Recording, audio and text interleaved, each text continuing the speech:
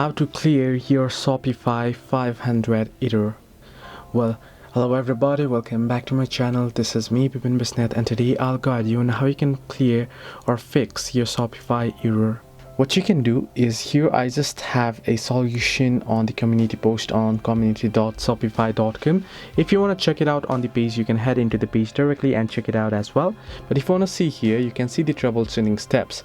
First thing first, what you can do is you can go ahead and clear your cookies and cache and completely reboot the browser that you have opened your Shopify on.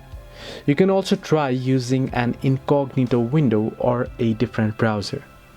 Now the third method is you can launch your admin on another device or the Shopify mobile app. If you're having the error on the application, then you can go ahead and clear the cache by heading into settings. Once on settings, you can scroll down here and head into the option that says apps. Under apps, you can look in for Shopify, tap on it and go ahead and clear the cache for it on the stories.